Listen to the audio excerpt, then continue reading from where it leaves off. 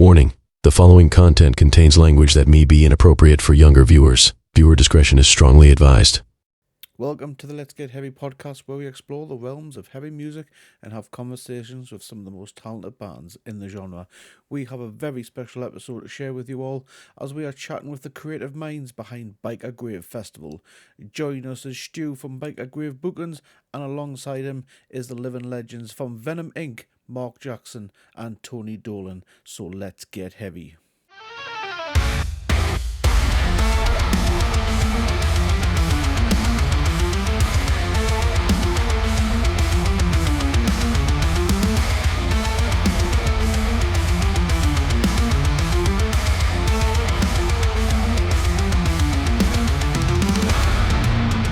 Welcome to Get Heavy UK. Mark, you, this is your first time here, so welcome. And Tony, this is your second time with us. It is indeed. The first person to return to Get Heavy UK. What's the matter with you? I'm mental. I'm from Newcastle. What did you do? It's your fault. It's your fault. It's not my fault. It is his fault. It is his fault. I don't mind taking the blame. Okay, good. So we've got a full Geordie panel tonight, guys, which I'm absolutely ecstatic about. So let's get straight into it. First of all, we'll start off with Stu and a bit of background into Byker Grave Festival. So what's the idea behind this festival and how did it come about? It actually came about due to, I don't know if you remember the festival Northern Darkness. I do. So that was meant to take place at Northumbria Uni. Right. It ended up getting cancelled. Oh, right. Because I think it was like low ticket sales or something. Mm-hmm. And there was already, people had already bought like transport and hotels and everything to be in the Newcastle in the area. And some of the bands had already actually bought hotels as well and sorted out transport. So there was a group, we just got together and tried to help everybody out, give them somewhere to go because they were going to be here anyways. And what was that? 2013 was when we did that. Wow. But there was just like a couple of local promoters who then have now turned into Byker Grave because like we were all doing like own individual things, but we were communicating quite a bit, so we didn't clash with each other. So we were like already talking and already like kind of trying to help each other out anyways. So apart from Paul Priest, who actually lived in Leeds, but now he lives in the Czech Republic. He was the only person who wasn't based in the Northeast who helped out for that particular event, because he had a lot of contacts with the bands who were on the bill and everything. So as well, so he kind of like helped with basically communicate and keep everybody kind of on the same page and everything, and help promote it as well. And then from then it's just kind of gradually kind of just picked up. There was a couple of years where it wasn't under Byker Grave Promotions, it was under Omega Warfare, which is James, who is part of Byker Grave, and Inverted Grim Mill, which is Jonas, who used to be part of Byker Grave, then came back to Byker Grave. So it's just basically just all like the local DIY promoters just got together and just kind of started like helping each other out, really. So it's more like a community more than anything, really. Yeah. Which is you seem to have done an absolutely fine damn job with it, to be honest with you. It took a long time to get to like this place. I think it's been a bit of a weird one because with it being like DIY, we all have jobs and we use the money from the jobs to pay for the shows. Mm-hmm. If they don't sell well or whatever, then we're like funding them for everybody. Yeah. But since we've come back from COVID, the support's been really good, and I think it's definitely put the Northeast back on the map because of how supportive the fans have been, and they've been consistent as well since then. Obviously, a lot of people were looking for something to come and do after COVID, but it's kind of everybody seems to stuck with us, and it's also kind of we're seeing a lot of new faces. And it's not even like the young new faces, it's like a lot of like middle-aged, later, like in life people as well are starting to come out, which is good. It's kind of across the board. It's not just concentrated on one area. I don't know whether that's just kind of like the style of bands that we're promoting, or whether it's more people are looking for something to do nowadays as well. And then we took a chance this year because booking I Hate God and Go Tour originally was quite a big deal for us. And I suppose one of those things, we were all right that we were in a position to be able to do that. The agent that we work with him quite often. So he was willing to help out and all the rest of that. And then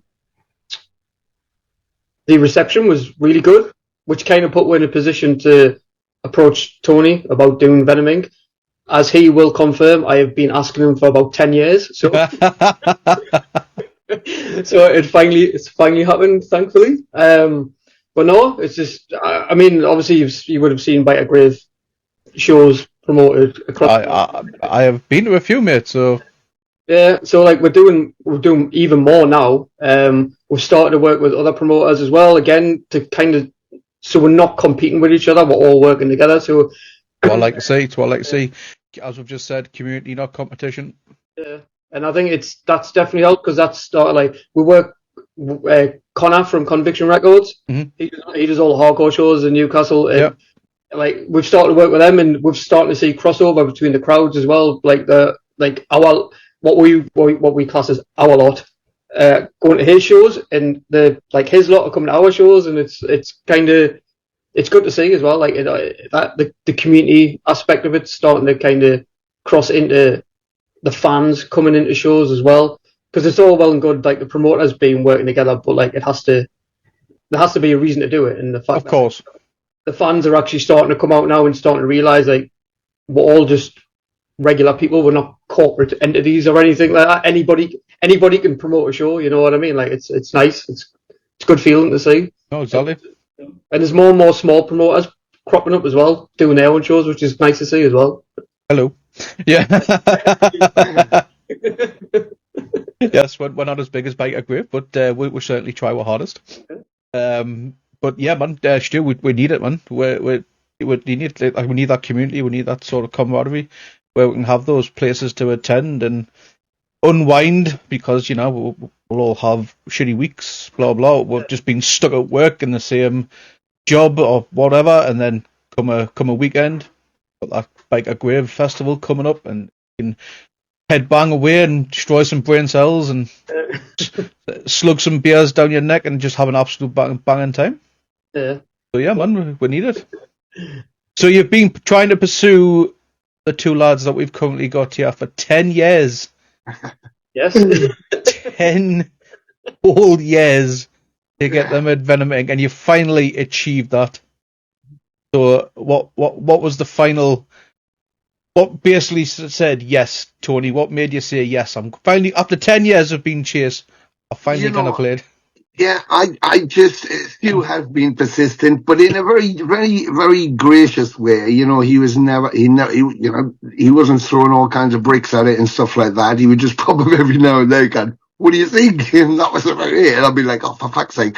But I just thought, we hadn't played a home show at all, and the Venom had only ever played one show at the City Hall, really, and I mean, other than some early shows where they played the Methodist Church in the Memorial Hall in Wallsend to about 20 people, they hadn't come back and done anything home. And I just thought, we've done so much all over the planet. I'm spouting about community, I'm spouting about togetherness and going to Vakin, and you may be in Kuala Lumpur, you may be in Alaska, you may feel alone in your community because you're listening to the stuff that they think is all a bit wacky, a bit weird, and you dress a certain way, and yeah, but you go to Vakin or Hellfest or Bloodstock or one of these huge Alcatraz, and you see thousands of people, all just like you, all coming from these corners of the earth. And I thought, and also, the value in playing huge shows is brilliant. We play Poland Rock, 500,000 people, amazing. We play Indonesia, 18,000 people, amazing. But we'll go to a club in Poughkeepsie, and if there's like 100 people, well, there are 100 fans. They've came to hear it. So we deliver exactly what they would say if we played anywhere.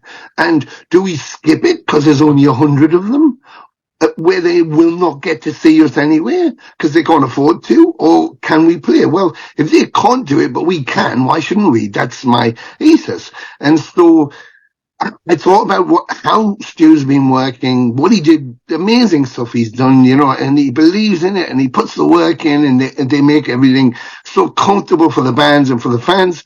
And I just thought, yeah, well, I'm saying all this stuff, and here I have on my doorstep Stu, who's flying the flag of this community driven, exactly what he said.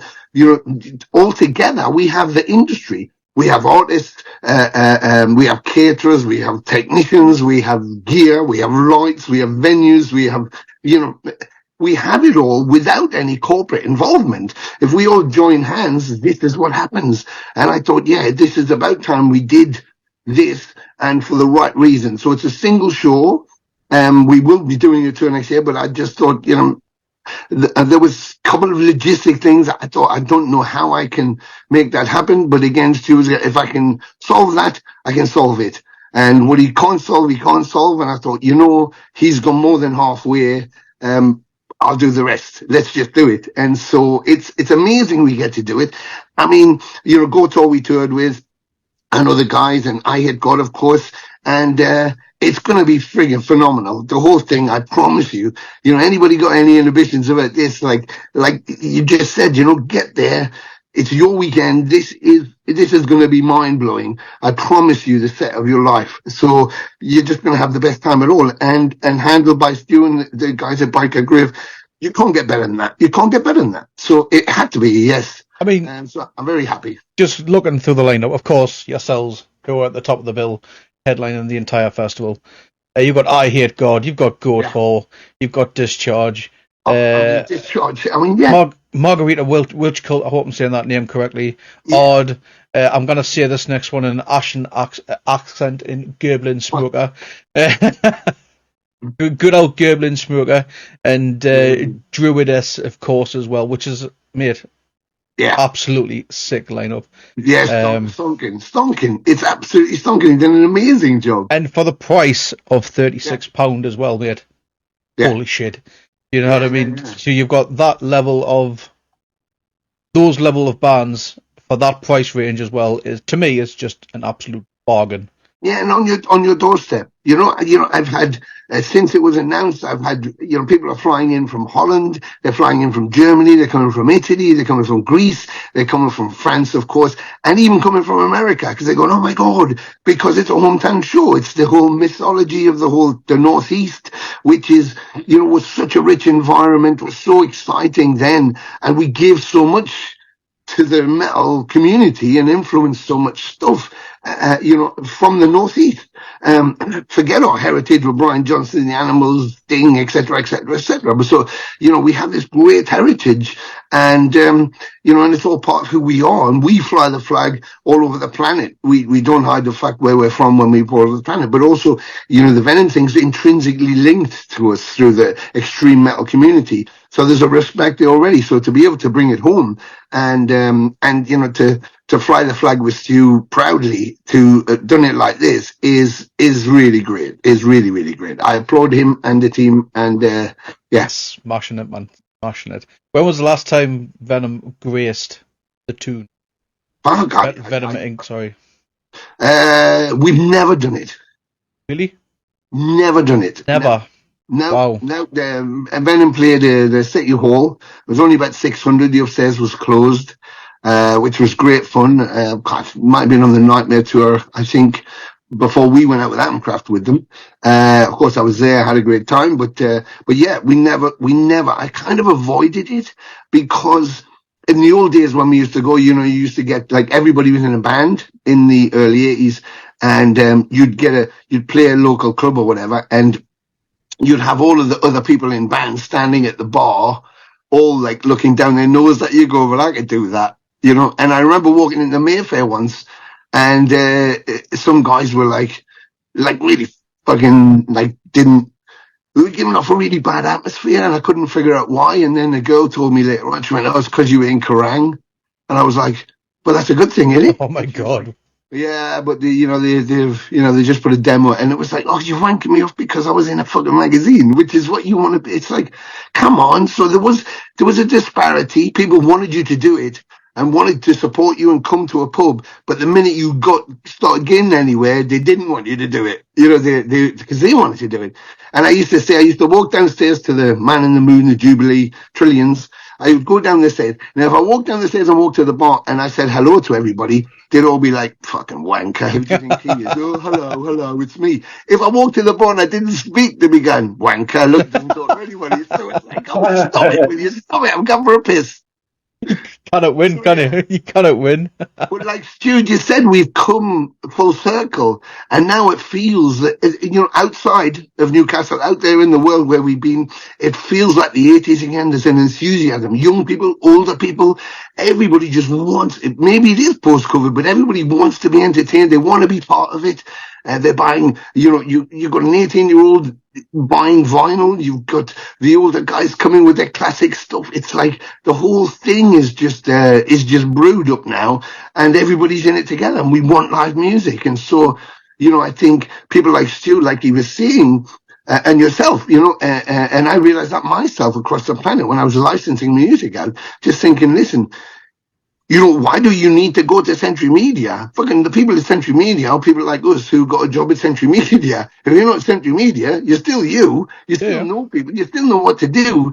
And if all of the smaller promoters, the smaller independent labels, the underground scene themselves put their hand in hand across the planet, that would be the industry. We wouldn't need a Live Nation. Live Nation could play ice hockey and basketball in arenas and whatever else they do, and Taylor Swift's, and the rest of the industry would be us. So I thought, that's a positive move forward. We're doing it for ourselves for the right reasons, We wouldn't have to spend £500 just to go and see Oasis live. No. I mean, as you've just seen there, and people should know that, there's an investment in doing this. We just announced 30 dates in America, and every day I'm getting emails going, all right, you can't be asked to play fucking Pittsburgh. It's like, fucking hell, that's a whole month, and I'm not even getting a day off. And it's like, yeah, I want to play everywhere, but it's not up to us to choose. If the venue's available, if they want us to come there, you need to drive that to get us to come there, but we'll play everything that we can there. So, you can keep going now, but it is about that honesty of playing to audience and not worrying so much about the money, because you may do a whole tour and make nothing, but is the value in the people, the fans, and so you have to make that decision. And a lot of bands that cancel doing tours like that go, well, it's not affordable these days. I'm sorry, maybe it's just me, but I've been doing it for 40 plus years. That's horseshit, because it is affordable. You just want to do it much better than you can do it and go back with a whole load more money than you could make. And it's like, well, okay, that's fantastically greedy and that's wonderful. Yeah. The second half of the American tour, we did in a van. We did in a fucking van, it's like a van, it's my own tech. And people are like, oh, and we played clubs. And it's like, well, I'm 60 years old, sleeping in a van, driving after the show, doing all that. But we still did it. Why? Because we could. So, if you don't want to do that, if you don't want to commit to that, and it takes enterprising people like yourself and Stu, who these guys work and support it themselves, and all they're looking for is to make the money back. And listen, they could have done a 60 quid ticket, 65, 70 quid ticket, 100 quid ticket. They could merch you out, they could do all of that corporate stuff, but they're not. They're making it affordable for you. If they make a break, if they break even, they're happy because they love the music. We want them not to break even. We want them to make some money back because of what they're putting into this. Yeah. But there is a cost to it. And, I'm like them, which is why I want to do this with Stu and the boys, because that's who I am. I always was that. I was a fan of music, and if I break even, then I haven't spent anything, and I had a great time. If you can make some money, you can make some money, but that's not the focus of it. It's not the focus of it. I'm sure any musician will tell you there's not much money in this business at the end of the day, though. It's easy if you don't do it for a living to see someone doing it and think they're a millionaire. That's it. That's the easy bit. Yeah, man. Yeah, I think as well with going back to the whole COVID situation, I think a lot of people as well, they've realised that it's been taken for granted, and now that it's back, they don't want to miss any opportunities like this. So that's why. Big love to Stu for putting this on. People will be like, this is a once in a lifetime opportunity to have Venom Inc. play the tune, like you've just said. It's going to be the first time, so. And join with as well, because you've got a local drummer as well in Marc. So is he what different Everyone He's does. in Sunderland. He's in Sunderland. I didn't know. Something he was Sunderland. I don't know. He's in Durham, I thought, but it's close. It's Born close. and bred in the tune. He's born and bred in the two. There we go, He was. Tony. You mentioned bread. For fuck's sake. I know. I'm sorry there. I'm just teasing. Well, it could have been. It's stotty bread, isn't it? So It's stotty cake. Yeah, Yeah, it's stotty cake. It's yeah. not really bread. It's a cake. Clever. this is when everyone's what the fuck's a stotty? Get the ham and peas. Funny. Yeah, exactly, man. So how's it gonna feel for yourself then, Mark? Because you're still relatively new to Venom Inc. Or about just under a year, is it, or just over a year? You've been with the guys. Yeah, around about that, I think. Yeah, Yeah. I think when I spoke to you last time, Tony, I think Jeremy had just left. Yes. So Yeah. it'd be about roughly a year, yeah. So Yeah. how's it feel to be part of the Venom Inc. outfit? brilliant. It's great. I mean, I used to be in the band Empire of Evil with the Demolition Man and Mandus, and even back then it was really special for me to be able to play the Venom songs as well as the Empire of Evil songs, and also getting to know the fans, um, as people, as music lovers, you name it, and the passion and the love that these fans have for Venom is just irreplaceable, really. You know, um, Couldn't agree more. and it's great. I mean, there's always been like this connection. I feel like musically with me and Tony, and it was with Mandus as well. That never went away. I mean, we weren't in the band together with each other for a while. I joined Acid Rain and Control the Storm, and after all these years, me and Tony have always been in touch. But as soon as we stepped foot on the stage without a rehearsal, it was all still there. That chemistry, the energy, the performance. It just felt like we hadn't really stopped. Just picked up You know? where he's left off, basically. Yeah, and even with the no rehearsal, which was the first show in Indonesia at what was the festival? Hammersonic. Hammersonic, yes, Hammersonic. That was Curran's first show. The stepping in for Mantis, and all three of us were just on fire, and we hadn't rehearsed. We just played an absolute blinder, and it feels great. It really does. It's really sad with what's happened with Mantis, obviously, and hopefully sometime when he's recovered and healthy, that he can come back.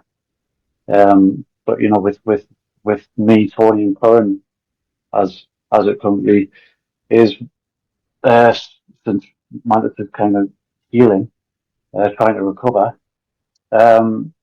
it's just something special about it, and the crowd are feeling it as well, the energy and the performance, and it just works. You could literally get anyone to step in for Mandus, but you need to have something more than that. You can't just have a great guitarist. You've got to have a guitarist and a performer and a personality.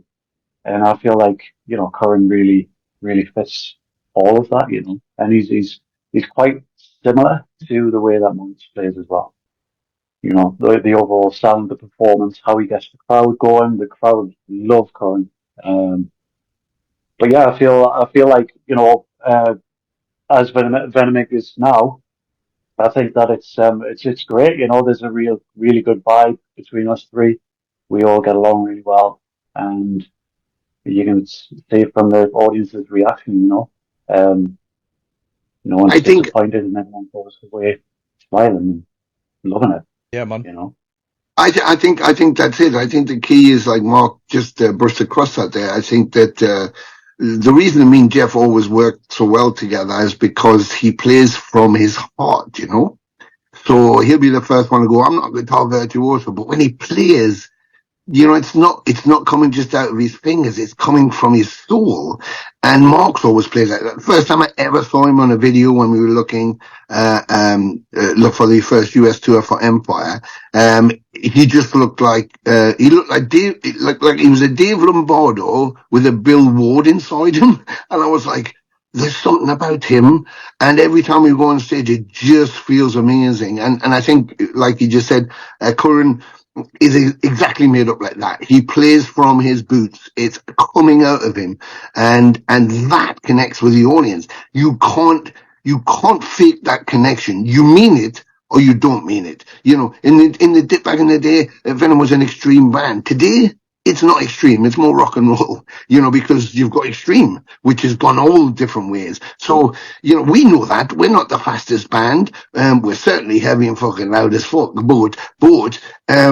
but what is extreme? Extreme is the delivery. When we do it, you might go, yeah, they're all right. I kind of like those songs in Come and See. But when we do it, when I'm singing it to you, I fucking mean it. You know, it's real. It's really real. It's like I've got you by the fucking throat and I'm singing it into your face. And that's the bit that a lot of bands forget. You know, it's like, don't just perform it. Be it. You have to be it. And I think that's what I always loved, and why we have that synergy, myself and Mark. And, you know, bringing a guitarist in, you know, who can be Mantis? You can't be Mantis. Only Mantis is Mantis. It's like Lemmy, you know, it's like only Lemmy can be Lemmy. Yeah. Of course you can do the songs and you might be able to do them pretty well, but you need to have more than that, like Mark said. And Curran has that inner whatever it is. And the first tour we did, and then we did a series of shows in Latin America, and I was completely overwhelmed. And I've been doing this for over 40 years, and I've been doing it with Jeff for like 35 years of that. And I was overwhelmed by the pair of them. And I was thinking, what the fuck is going on? I could feel there was something different about this.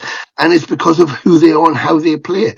And I can swear to God, yourselves, and any audience coming to look that you're going, or anybody wanting to be a bit like, well, I don't know, because blah, blah. I'm telling you, come with your boots strapped up, stand in front of us, and when you go out, you'll have the biggest fucking smile on your face going, oh shit, because it'll be as real as you're going to get. It really will. Particularly after following that game card, which is like, you know, going to be like being hit by a large cow across the face.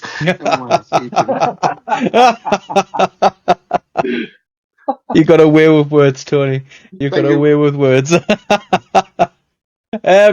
So you've touched on Jeff. Just how is Jeff?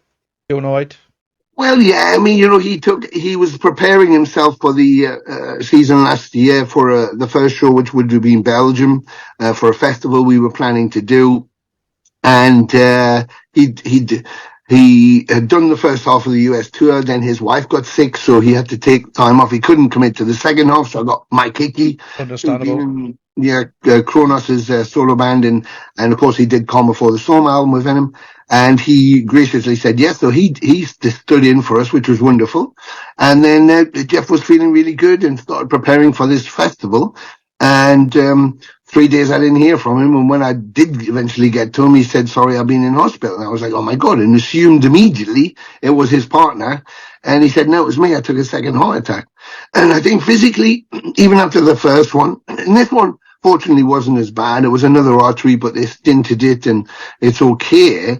But it plays with your mind. And I think, you know, when you're confronted, if you lose someone or your house burns down or you break your favorite guitar or your car's, you know, your favorite thing gets smashed or whatever, your relationships, animals or whatever, you know, there's always someone who can relate to that, so you can talk to them and they can, fuck, well, this happened to me, son. But when you die, just you die. And whoever, the people you want to talk to are dead, so they can't tell you. And so I think that's played with his mind, that it could be over in a second. Like you said about COVID, you know, people coming back to music because they realize, oh, the world could just stop in a minute and then we don't have it. Oh my God. And we don't have it forever. We just haven't had it for 2 years, but imagine it forever. No way. So they want to just eat it all up. And it's the same thing with, you know, the recuperation process. You go, what if I'm going to the supermarket and I die? What if I'm sitting on a plane and I'm nowhere near home and I'm miles away from everybody? I mean, of course, it doesn't matter where you go when you go, because you go, but that plays on your mind, and I think Of course. it's trying to get through, not the physical, because he's always been so fit, so strong and fit, and this is a hereditary thing with his arteries, but it's trying to get across the mental thing of that. So, and what can I do? You know, he's my brother. He's been my brother for so long. I could only afford him time and say, listen, you know, I'm going to be driving this bus. I'm not stopping at any stops, because the minute you put your hand up wherever you are, I'll stop the bus. So it's that kind of thing. I can't pressure him to do anything. I can only say it's there, and if he feels that he can do it. So, you know, it would be amazing for him to walk on, you know, at this. So that's all I can say, you know. We'll deliver everything you possibly say you want. When Stu from Byker Grave and the guys, they announced obviously the festival and yourselves as headliners, I've seen so many comments asking, will Jeff be there? Yeah. He's loved, and you know, he's a very humble person, and he's very secluded in a way. You know, he's kind of shy, considering who he is when he's on stage. He's kind of shy, you know, but you know, it was the whole reason when we began this whole journey from Empire with Mark, and we decided to go straight into America. And I just said, I want to drag you around the planet. And I know the last thing you want to do is to meet everybody, but that's all you're going to do. You're going to meet people. And I thought it might be a year or 2 years, but I said, I want you to hear the stories of people, because they've got stories about your music you have no idea about. You just sat in your underpants in your mum and dad's front room or bedroom writing a fucking song, and then took it to your band and rapped it through a rehearsal, and then went on the piss, and then did the same thing next week, went back to work. But I said, well, somewhere on the planet, that song, Countess Bathory, Sons of Satan, Witching Hour, you know, a song you wouldn't think of in that way, has saved somebody. You know, that got them through the cancer, got them through the brain surgery, got them through their mum, their dad dying, their sister, their uncle, their cat, their dog, the house, it got them divorced, it got them through that. And it gave them the strength, and that's what our music does, and that's what our community does. If you feel that's it, fuck it, you know, what am I supposed to do? Reach out. We're all there together. We all do the same thing, but that's what brings our community together. And we do it through our music as well. And so, you know, for someone to go, yeah, I had a really bad time. My uncle died, and, you know, he was my favorite thing. He raised me and stuff, and I just couldn't stop listening to Cannibal Corpse, and that holy thing got me through it. Fucking Cannibal Corpse got me through it. Not the priest, not God, not the local church and the whole community church and all of Cannibal Corpse. I mean, it's amazing, but it's healing, because it allows us the freedom to breathe, the freedom to think, the freedom to not be judged by anything. And that's what's great about the music. That's the whole point of Sons of Satan. We're the Sons of Satan. If that's what you want to call us, that's what we are then. But we know that when you walk into a napalm death show or an obituary show, you might go in, it might go off like a fucking rocket, but when you come out, you're all smiling. Not the same thing when you go to church on a Sunday. I don't see many people coming out smiling going, oh, it was amazing. It was amazing. It's fantastic. I love that bit that he said about that. It's like, and that's what's supposed to happen, isn't it? You know? Well, that's the kind of the Church of Night, of course. They might come out and say it's amazing then. That's true. That's true. Yeah. So, basically a question for all you guys, and we'll start off with Stu. What kind of attendees expect from this year's Byker Grave Festival experience, both musically and atmospherically? I'll put you on the spot. Yeah, he wasn't ready for that, was he? He wasn't ready for that at all. I don't know. Like, I would say with all our shows, like, all the feedback that we get is everyone's super positive. Everyone's really nice. Everyone's there to have a good time. There's no dickheads, I guess, is probably the best way to say it. Yeah. That should be a rule at any show. Don't be a cunt, right? Any show you go to, don't be a cunt. It's one of the one feedback that we have pretty much any venue that we've ever ran. That the crowds are always super respectful. of like the staff, which is a big thing, obviously. Yeah. And I think it is a lot because they always make a point of saying that because of the crowds from other shows that they have to put up with, and they get a lot of grief. So like I would expect the atmosphere is going to be, a nice time. Yeah. Hopefully everyone will be hammered. I mean, a nice time considering the music that's going to be played. Exactly. Yeah. It's going to be lovely. Do you know what I mean? I mean, like band wise, I think it's quite a. We try to keep the band like genres quite similar to some extent. So we have got like doom metal up to I Hate God, and they all kind of all fit together. But obviously, having Venom Inc is like the band who influenced all of these other bands. And I think that's an important thing as well. And one thing I always try to do.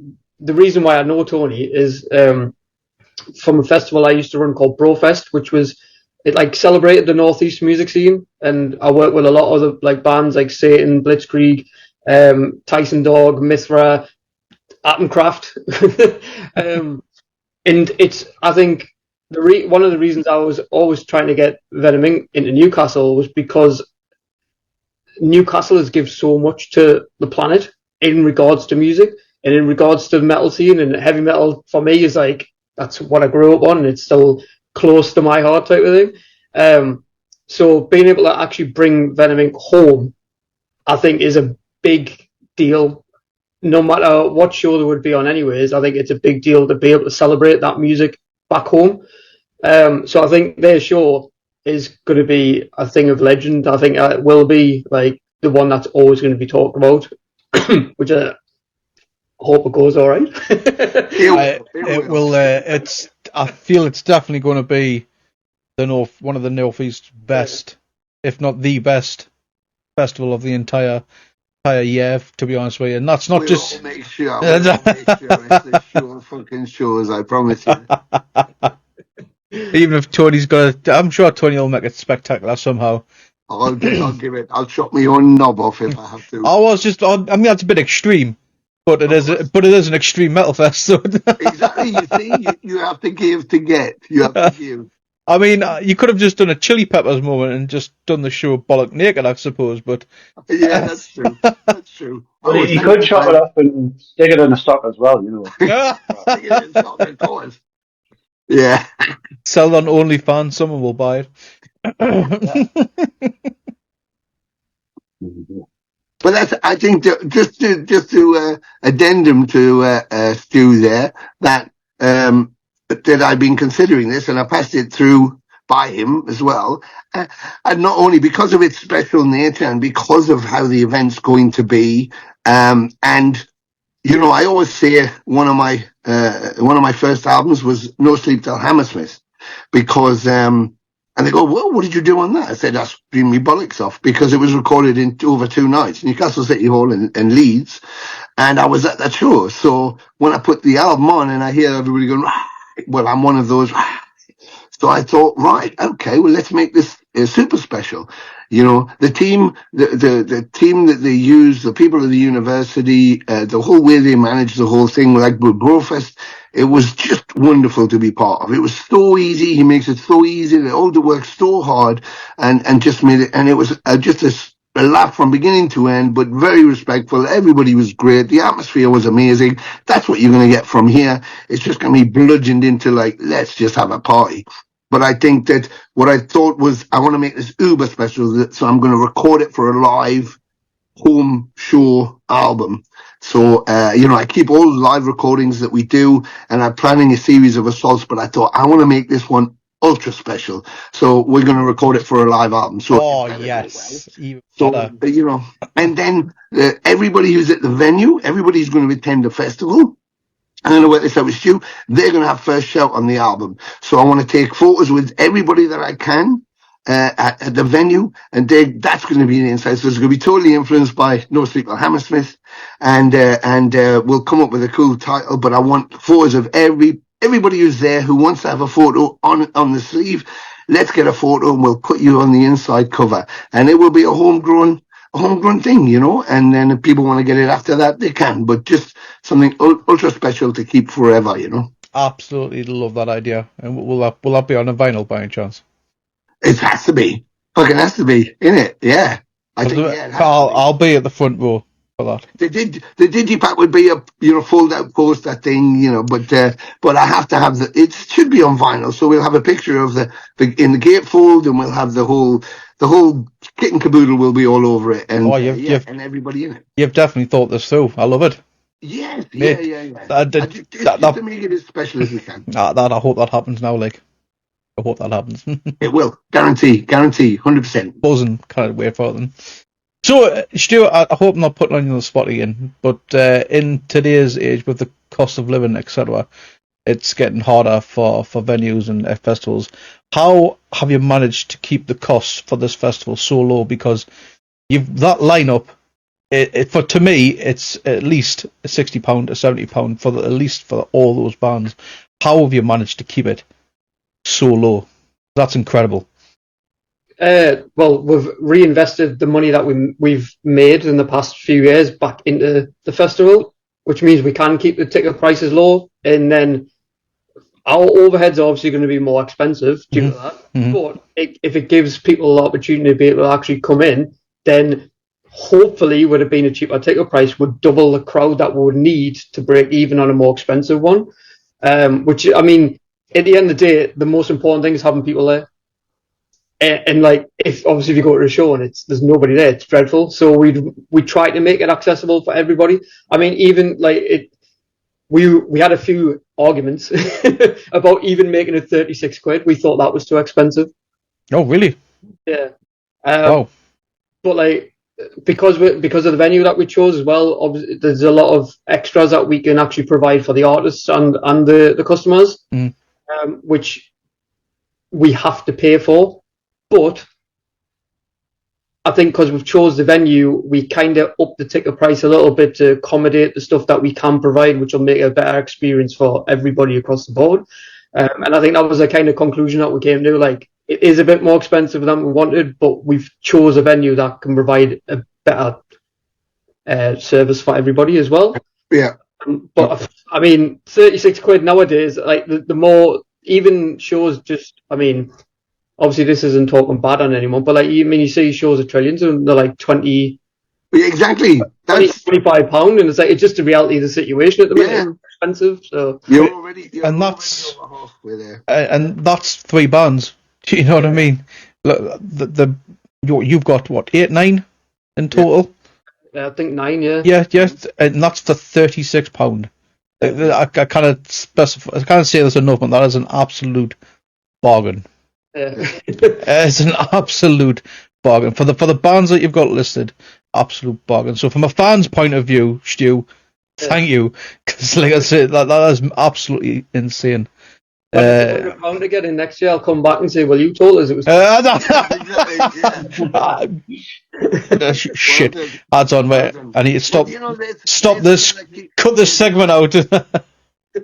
I was just going to say, there's another key point. What he's just said there. That's part of the experience. So the money we've made on the previous things, we've invested back in so we can keep the prices low. They're not like, I tell you what, let's make it $50 a ticket. See if we can get 300 people in there, and then we'll split all the money. We'll fuck off. We'll try and do it again next year. And those things kind of fail. You have to reinvest something in order for it to proceed forward. It's like I just said to you about cutting. If you can do a tour of dates and you don't make a shitload of money, but you don't lose any money, then there's value in doing it. There's no, if you're just going out to make money, well, you might be disappointed at the end of the day. So if you're investing in the importance of that and having people is important, then, the money that they're making from those shows that they can put to one side when when Metallica comes and they go, can we, all of a sudden you're at St. James's Park and you're paying 120 quid for a ticket, but it's Metallica. So, that's how it happens. It doesn't just happen by magic, you have to invest that. And so that's why I think Stu and the team are so, real about this whole thing. And it's all about you guys. It's all about you guys singing music, just like me, just like all of us. We want to go and have a great time. We want to see our buddies. We want to get wasted, but we want to just lose our shit because we have, as you said earlier, we have shit work weeks or bills or whatever. And I always say to friends, when you're in front of us, you forget. If I can make you forget that she's just left, that she just kicked your favorite dog, that she's pissed on your favorite shoes, that he's thrown your favorite dress in the bin, that nobody's paid the bills, that the guy's going to come tomorrow and hassle you about the washing machine. If you can forget all that and go, nothing matters right now, and it's just the music, then that's the job. That's where we've succeeded in giving you that respite and it's important for that. So. 100%. We obviously Get Heavy UK. We model the same sort of thing as what Stu does. Because at the end of the day, so long as the festival can sustain itself, then That's it. I take no profit in it, because I've got me main job. Yeah. What I do outside of all of this, that pays for me mortgage, me bills, etc. That's what that's for at the end of the day. Do you know what I mean? So everything that's made outside of that, which is for Get Heavy UK, that all gets invested into our Get Heavy Fest, because that's all we do now. We don't do anything else other than Get Heavy Festival. Our one-off small shows, it just doesn't work anymore, because of our extended workloads for myself and Sean. Sean's in two bands. Do you know what I mean? Sean's, you know what I mean? Sean's in two bands. I work full time, and I run this podcast on top of that as well. So, oh my god! So that's why we just focus on Get Heavy Fest going forward. Yeah. But there's that's it, and when you have people coming to it, and when you have people responding to it, and then going away happy, I mean, you feel you've achieved something. You've done something good. 100%. And that's what's brilliant. That's what's brilliant, and it grows when you're doing that. It grows when you're doing that. Like I say, you supply yourself and you supplement it. I work as an engineer for Disney, for fuck's sake. So, I work for Satan by day and Satan by night. Like, that's how I look at it. But, one helps with the other. So if you can do one, it means you're not logistically makes it easier to do something else. Generally, So there's value in that, and it should be something that you give, but then you receive back. And I know for a fact, I'm sure for yourself, but I know for a fact, like myself, if that venue is rammed with people and they all come out and go, that was amazing, Stu will have the biggest smile on his face and feel accomplished for that, because that's his goal, that's his goal. Obviously not to lose money. We want them to be able to do more things, but just the fact that he's made that happen and people have gone, that was mind blowing, thank you so much. That's it. That's the key. And that builds the community, and that gives people the pleasure, and that's what it's about at the end of the day. We needed a voice back in the day. Punk gave young people a voice, because you didn't have to be the best, you just had to have something to say. And that's the same thing with extreme music. It gives us our voice, there's no teacher telling us we can't, there's no boss telling us we can't. We can just go on stage and let go, and that's the freedom of it. Yeah, and it takes yourself, Stu, people like that to build this. And so that's why we're involved in it. I know Jackson feels the same, because he's a very musically driven, but in a community way himself. Coming from the northeast. He's a northeast boy, and that's how we do it up there. It's all for one, and that's how it should be. And again, it's what makes people come back as well, because of what Stu's achieved. That'll make. When's the next one? Hi, Stu. When's the next festival? Do you know what I mean? Who's next? That's what. Who is next? That's a good point. Who is next? Put them on the spot again. Who is after? Who is next? Can you give me any hints? I haven't got that far ahead yet. No idea. Literally no idea. We're not that organised. I think the key to to being successful at something that you want to do is not only, having the passion and the love and desire for whatever it is, but it's also the main thing I find is sacrifice. Yeah. Like my job outside of Venom Inc, I'm a drum teacher. The reason why I'm a drum teacher, self-employed, is so I can actually go out and do these shows, because it's who I am. It's a huge part of being, kind of striving towards success. I believe that you kind of never feel fully successful at something if you actually have that love and desire for something. You just kind of keep chasing and chasing and chasing. And I think with what has happened and is happening with Byker Grave is exactly that. like you said, putting the money away for the next festival, possibly losing out on money yourselves, but also to make it a better festival even the next time and then the next time and so on and so on. And it's just all about that, it's all about the sacrifice and actually kind of, just kind of reimbursing things and just keeping that ball rolling. And well, considering where where Byker Grave Fest started. Exactly. What venue did you first start at, Stu? The Globe. The Globe. So and look where you are now. You're at Newcastle Uni. Exactly. The venue capacity is a lot bigger, isn't it? It's about 10 times the size. So do you know what I mean? Is this going to be the first time Byker Grave's at the uni as well? Is it? It is, yeah. Because we've used the Star and Shadow Cinema as well, which was a bigger cap than the Globe. We've used the Clooney, but we went to Newcastle because I did the last Brofest there, and it was actually the facilities and everything that I had was really good. So when we needed a bigger space, we kind of, because of my experience with that, and I've worked with the venue manager and everything before, we kind of have a good relationship. So it was like, well, let's try it then and see what we can do. And the university can increase the size of the venue as well. So we can sell it in proportions type of thing in case if it's rubbish and it doesn't sell very massively successful. Stu is the word you're looking for. Massively successful. Yeah. So back to yourself then, to Mark. So exactly what you've just said there. You know what I mean? So they've grown from wherever you started to where they are now. You know what I mean? So, and that's because the festival itself sustained itself. Whatever profits they've made, they haven't just pocketed for themselves. They've literally put it back into the festival. It keeps growing and growing and growing. And Tony said before, after each year, who's next? When's next year? Yeah. Do you know what I mean? So, 100%, man. 100%. I mean, I said to Mark the other days, with setting up the American tour, to do the bus, a tour bus at the minute, obviously possessed with Clash of the Titans and their friends of ours, and Jeff Becerra was telling me, it's 80 grand. That's just to hire the bus. That's 80 grand for your sleeper bus. Then you've got bills on top of that. So when people, you turn over the end of the tour, people that's not even paying for the driver. Well, yeah, exactly. You haven't fucking crewed it up yet. You haven't put anything on there, and you haven't put any gas in it yet. So, when people kind of think you're gonna make, you must be making, it's like, well, it's expensive. It's expensive. That's why you can make a choice. You can make a ticket unapproachable, or you can make it so that it covers your costs. Can I just stop you there for 1 second there, Tony? Yeah. What's gas? Petrol. I was thinking of Calico. Mate. However, mate, I know you've lived in the States for a bit. Oh, sorry. I thought I was American there for a minute. I forgot. Greg's. Will that make up for everything? Greg's. Sausage rolls.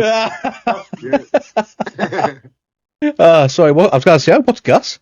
Well, we're in the petrol and diesel, man. Sorry, go on though, continue. I know they call it gas. It's not even gas. It's not. Yeah.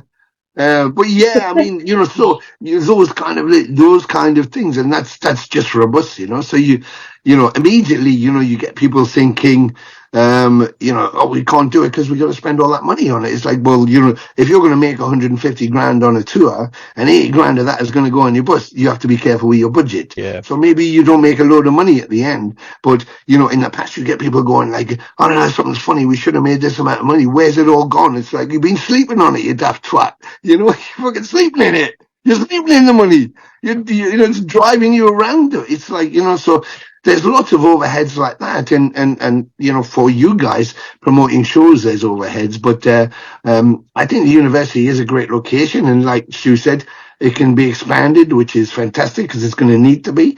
And it can accommodate. And they're really lovely there. They were very supportive of Stu. I mean, he's a great person to be working with anyway. So, it just smells success. And we're going to make it really exciting.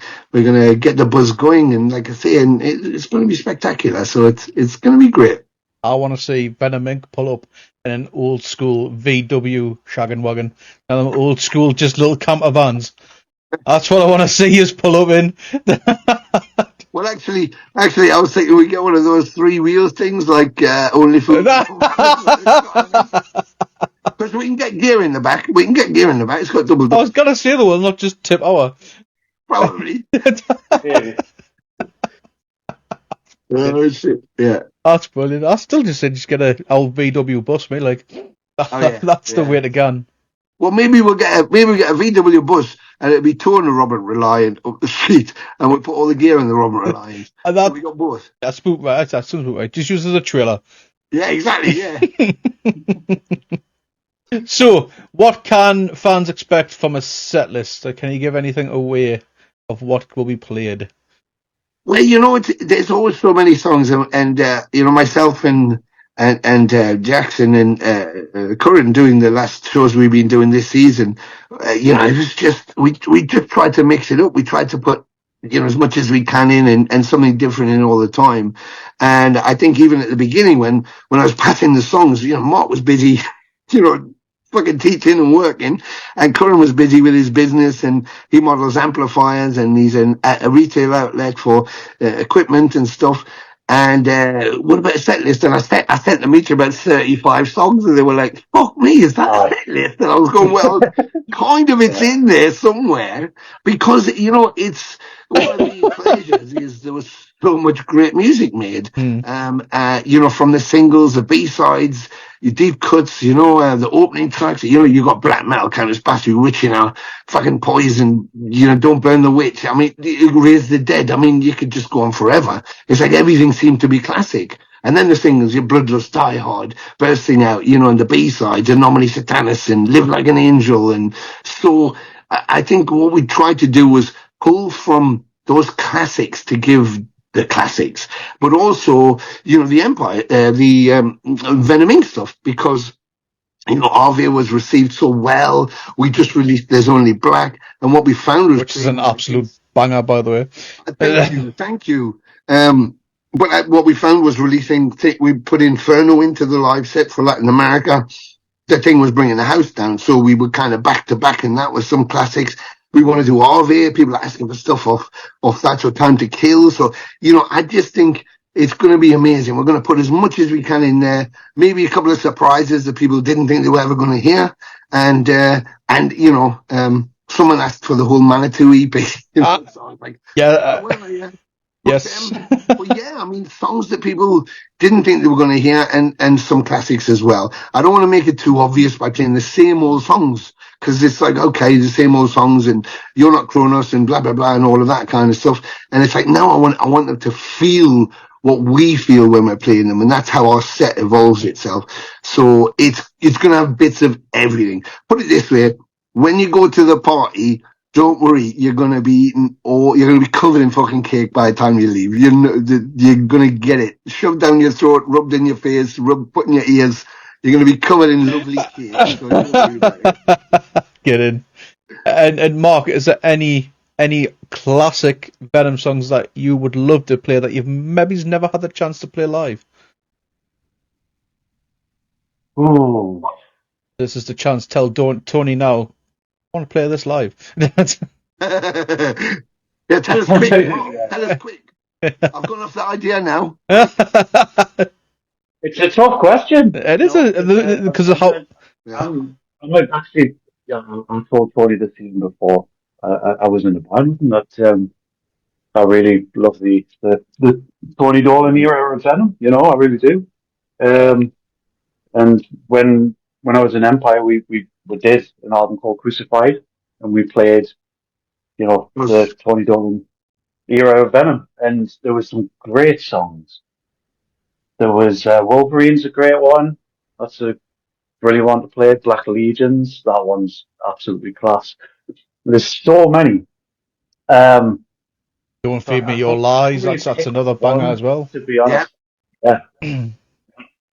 And that album that Mark just mentioned, that Crucified, that's the favorite album I did up to that point. It was just amazing. It was all the songs that I thought didn't quite get where I thought they were going to go on those albums, and Mark reinvented them, and his playing's off the map. So, that's the other thing. When you take an old song like a Wolverine or Kissing the Beast or something, and you think, yeah, we've put it in the set, and then he starts, it just blows. I'm like, oh my God, you realize how great it is, you go from thinking it was an okay song to something else. The same thing when you take those old B-sides as deep cuts, they're revitalized, the way they weren't back then. So, that's what's exciting.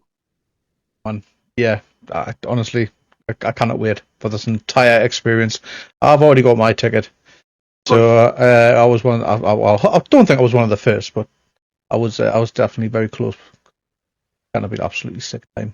It really is, man. Just blown away by it. Absolutely blown away by it. Good. Well, don't forget, you got to get your photo on the for the cover. Oh, I'll be there, mate. Don't worry. I'll be there. Good. I'll have me. You won't be able to miss us because that's me pasty and me shandy because I'm not drinking alcohol. Yeah. So we should maybe that's something we should do. Stu, see if we can get sponsored by the local Gregs and go and look. There's a lot of people there. We're going to get a lot of business out of this. Yeah. We try to get sponsored by Norpac. Yeah, from Lidl, because the very first Get Heavy Fest, me mate had this massive tub, the 1 kilogram tub of Lurpak. Oh my good God! And he carried it around for the entire festival. It must have been manking inside, but anyway, he carried it around for the entire festival. And he did a little speech on stage, and basically he was telling you that how this 1 kilogram tub of Lurpak cost more than this festival that you're currently at now. So basically, he got this massive chant saying "fuck you, Lurpak." So we're like, we'll send this to Norpac over at Aldi. Do you fancy sponsoring Get Heavy Fest? Yeah, we don't like Lurpak, we like Norpac. Norpac, yeah, brilliant. Didn't get a response, but no, it doesn't matter. It doesn't matter. You got the pleasure of it. There was the pleasure you were after. It was the giggles. Yeah, it's not about them. It's about you. At the end of the day. That's how I look at it. Why the fuck not? Yeah. It's when you do that, when you take the piss and someone goes, I don't get it, going, I couldn't give a fuck, I get it, and it's really funny. Yeah, man. Oh, it's brilliant. So before we do, any challenges have you had on this creating this festival, Stu? And if you have any challenges, how have you overcome them? Challenge wise, Not really. Nothing that's outside the norm of just being a promoter, like backline breaking or generally just people whinging about stuff that is outside of your control. But I think because there's quite a few that do it, we've all got our own like experience in certain aspects of it stuff, so we can kind of like allocate certain things to people, and we trust each other to be able to figure it out. But I think especially with like a lot of the bands that we've dealt with, either agent-wise or bands themselves, the people that we know. So everybody's been like spot on, and if there is an issue, it's not really an issue. It's like something that, right, we need to figure this out. I'll ask this person. Yeah, no worries. Kind of like, yeah, I mean, like, especially for like a festival, having the back line's always the major issue. But ever since I was doing like Brofest, I worked with Gary Young, who's an Avenger. And him and his team just absolutely kill it every year. Like I literally couldn't have done Brofest without Gary and his team. Like it would have been impossible. So like having him on board as well, like I know I can just leave the stage and I won't need to worry about it. He'll sort all the bands out, and it's like I can go and cry out the back somewhere. It's like I think there's never really been anything that I can think of to the top of my head where it's actually been an issue that's potentially affected the festival. Like everybody's like, if there is something, we always kind of just try and get it sorted as soon as possible, or there's always somebody that we know that can help with. I think we've been quite lucky, to be honest. I think especially because we've helped a lot of people out as well, so I think there's a bit of a mutual respect there. If there is something that we do need to figure out, like we can guarantee there's somebody that we've helped that'll like pay it forward type of thing to us. So yeah, man. So you but just like as from a promoter's point of view, like I think if you told a normal person about it, they would probably think, how did he get around that? And like as a promoter, it's kind of just it is what it is. It's stuff like shit hits a fan all the time. You are not wrong, especially when it comes to bands drop out at the last minute, trying to find replacements. That can be quite challenging in itself. Stressful, yeah. Which I'm sure in your time of doing this, Stu, you've probably had that a few times. Bands dropping out last minute and having to. Yeah, we've had a few, but again, sometimes it's just so late that you just like, well. What's that note there? I have no idea. I don't know. Your camera just stuck and froze. It didn't give us enough time to say when he comes back. Let's all like just do. Well, I think like a lot of this, like obviously there's ways around that, like because especially when it comes down to a festival, every band wants to play longer. So if a band does pull out, it just means allocating more time to the other bands, which it makes everybody happy, fans and bands alike. So it like even stuff like that, like I depending on who it is and what kind of position they are on the bill and when they drop out, I don't think it's necessary to actually replace bands. I think sometimes it can be such a struggle and such a stress that people would rather just watch the other bands longer. No, man. I hear that 100%. Yeah, that. That is the thing. Speaking from a band point of view, I'm sure Mark will, because Mark's on download and everything else as well, and it is when you go to a festival, you travel all the way to a festival, and you got like 35, 45 minutes. Mm-hmm. I mean, when you put a set list and it looks like you got like 8 songs in there, and you're trying to account for intro, outro, talking, any effects, tuning, and all of a sudden you're playing a limited set, and then people go, "Will you play something of these 4 or 5 albums?" And you're like, and then play the classics, and then play this, and then play. It's like, well, I would love to play all that, but it's impossible. Yeah. So you have to carefully nudge the set back and forward. So of course, the more affordable time you have, the more you can play. So you can play all those songs, and so I think Stu's right. That is from a band point of view. If they came and said, "Listen, there's a band. This band isn't coming in. Can you open your set up?" It's like, absolutely. And who doesn't want to be on stage doing it in the first place? That's why they're all there. So the fact they can play more songs, it's a win. And I think less stress for the promoter. For the fans, it's a bit sort of like, but some of those things like Stu said, and you'll know yourself, they're out of your control. There's nothing you can do, I remember we were supposed to play a Psycho Fest in Las Vegas. They gave us poolside, perfect time, by the pool. It was amazing. And then Jeff had his first heart attack. Which had to say, well, he's had a heart attack. So, fucking hell, the man died. They brought him back to life. So he's now in hospital. So we can't come. And the promoter wrote to me and went, "You fucking wanker. You know how I've made this space specially for you." Again, "I haven't died. He died. Why are you not shouting at him? I'm alive." I said, "I'll fucking come then."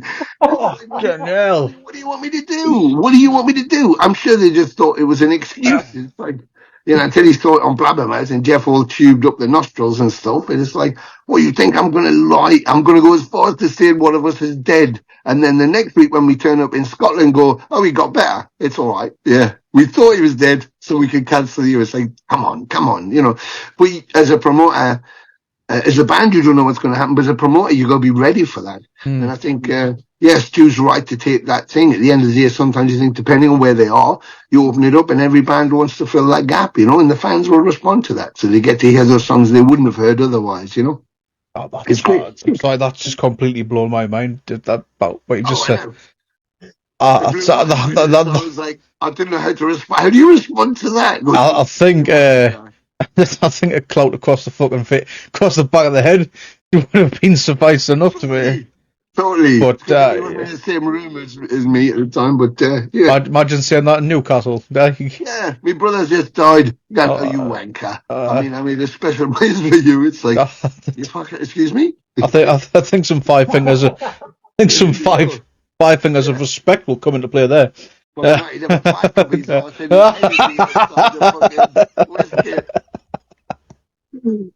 fucking hell.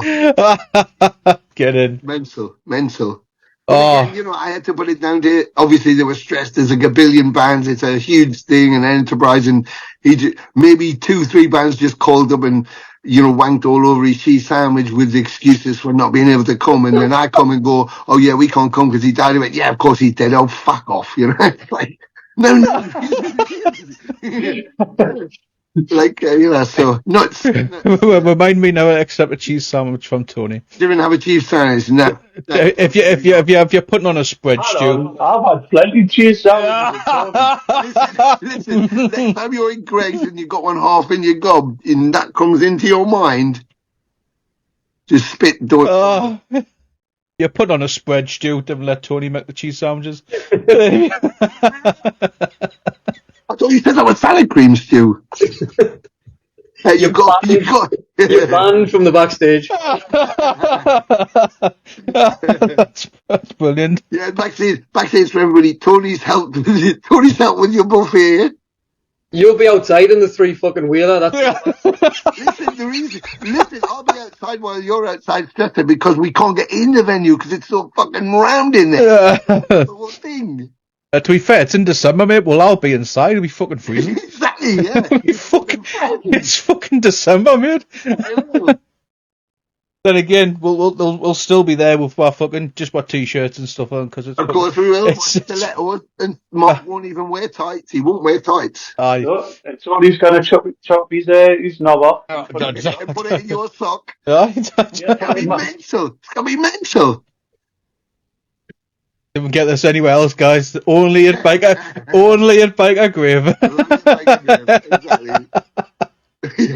Stu's probably thinking, what the fuck have I got myself in for? I'm just about to hang up. About to hang up, right, tomorrow morning, just to let you know that due to the cheese sandwiches, Venom Inc. will no longer be playing Byker Grave Festival. Oh, that's a... To do a meet and greet at Greg's and go, we're not starting any albums, only sausage rolls. That's absolutely brilliant. Well, guys, I can't just say thank you very much for giving up your free Sunday evening, man, to chat for. Thank you for having us. I appreciate it. Boys. Yeah. So before we go, Stu, anything that you wish to plug before we call it? Where can we find Byker Grave Bookings? Socials. Instagram's probably the best one at the minute. We've got a Facebook group as well, which we forget to post in. And we've got a website. We've got a website that we don't advertise. So. And is that just Byker Grave Bookings on Instagram, Facebook? Yeah. Yeah, Byker Grave. Byker Grave. I don't even know. He's man with a plan. He's got a plan there for the socials. But it's all right because there's no other Byker Graves in the world, so. That's true. Yes, very true. There's only that one. So yeah. That's all. But cheers, much appreciated for getting in touch and doing the interview as well. No worries whatsoever. And of course, where can we find Venom Inc? I'm sure. Well, most of it. Oh shit! I've been talking about this time. It's a wee jumper when we hubcap. That's where it is. No, well, just look for us. Jackson has his Marc Jackson's sick drummer. He's he is a sick drummer, and he's on Facebook and Instagram. You can find Marc Jackson there, and searching, of course, Venom Inc. and the real Tony Dolan on Instagram and Tony Dolan on Facebook. There's a Demolition Man page. I monitor all of those things, and of course, Venom Inc. There's our website which you can go to .co.uk. But most of the stuff I do through the socials. Yeah. So if you've got any suggestions, anything that you think, oh my God, if they could play that song, Stu hasn't told me how long we've got. Initially, I think he said it was 20 minutes, but I'm trying to push him on that. But I don't know how long we've got. If some bands drop out, we might have 3 hours. Who knows? Depends how many damages you bring. But I want to do as much as I can and give as much pleasure as I can. And so, if there's a particular song that you always thought, oh my God, if I ever heard that live, just drop us a line, myself, Mark, or one of the Venom pages, and just let us know. And if I can get it in, I swear to God, I'll get it in. Sweet. So that's what it's all about. So, so that's where you can find us.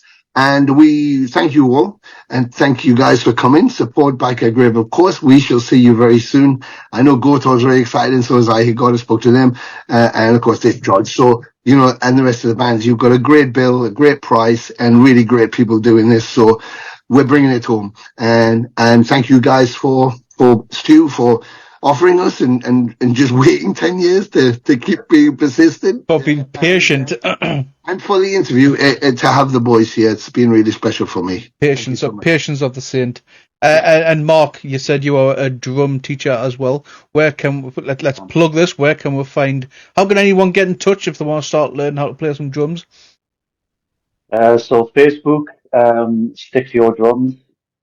So stick to your drum. Mm-hmm. Clever.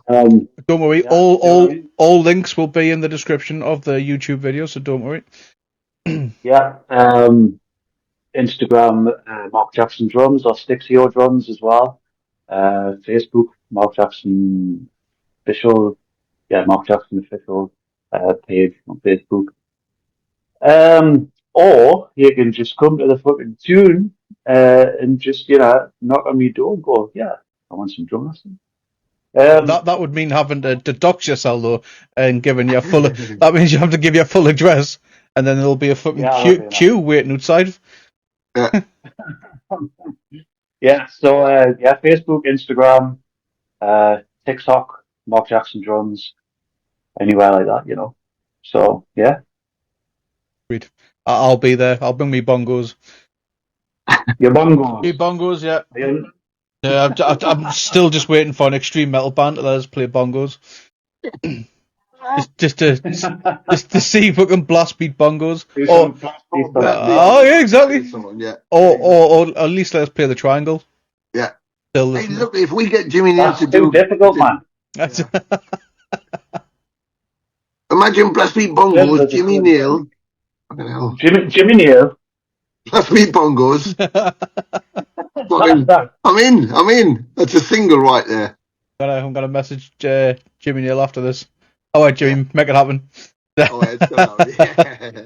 And so anyone that is watching this back on YouTube, and if you're local or if you're willing to travel, get down to Byker Grave Festival, 7th of December, £36, which is absolute bargain. It's going to be an absolute sick time, I'm telling you. Get yourselves down there, and we're going to have a couple of beers as well for me, Shandy's. And then just you'll get to meet Tony, Dolan, Mark, Stu. I'm sure you'll be kicking around as well, are you? You don't want to meet anyone? You'll have to hunt him down somehow. People hunt him down. He's nice, Stu. He is. He's tickly. Come and get your face on a live album. Exactly. And let's be proud of where we're from. Let's be proud of where we're from and what we've achieved and given to the world. Exactly, man. So, Tony, as you know, we end all our interviews with this motto: the rules of the pit are the rules for life. When someone falls, we pick them up. Yeah. Cheers very much, guys.